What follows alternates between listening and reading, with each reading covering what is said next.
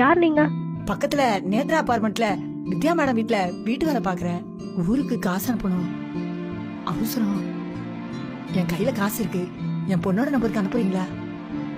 எப்பவுமே வித்யா மேடம் தான் அனுப்புவாங்க, அவங்க போன்ல போலியா, அதான் உங்ககிட்ட உதவி கேட்டு வந்திருக்கம்மா. சரி கொடுங்க, அனுப்புறேன். இதாம்மா என் பொண்ணோட போன் நம்பரு. சரிம்மா, நான் அனுப்பிடுறேன். ரொம்ப நன்றிமா. இங்க எதுக்கு உட்கார்ந்துட்டு இருக்கீங்க? அது இல்லம்மா, பொண்ணு போனுக்கு காசு வரலையா, போன் பண்ணாமா.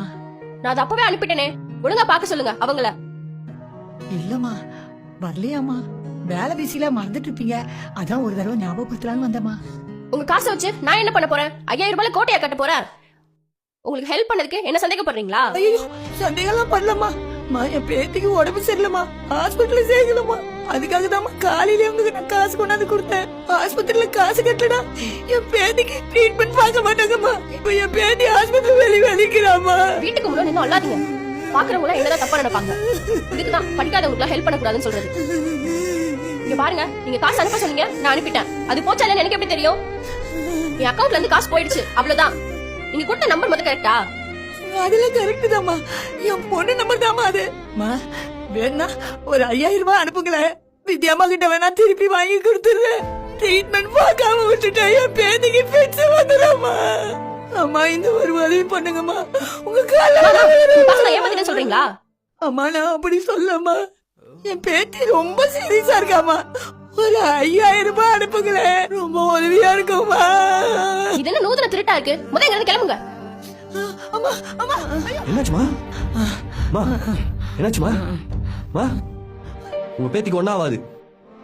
எனக்கும் என் பொண்ணுக்கும் இருக்கிற ஒரே சொந்தம் என் பேத்தி தான்ப்பா, அவளுக்கு மட்டும் ஒண்ணுனா என்னால தாங்கிக்கவே முடியாதுப்பா. சரிம்மா நம்பர் சொல்லுங்க, நான் காசு அனுப்புறேன். நான் அனுப்புறேன். நீ அனுப்புறியாப்பா? அனுப்புறியா? காசு அனுப்பிட்டேமா, உங்க பொண்ணுக்கு போன் பண்ணி கேளுங்க. ஹலோ ஆனந்தி, போன காசு வந்துச்சாமா? சரிம்மா, பாப்பா நல்லா பாத்துக்கோ, காசு வேணா கேளு, அனுப்பி வைக்கிறேன்.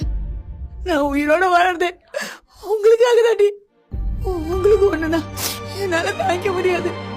சரி நான் போன வச்சிடறேன்.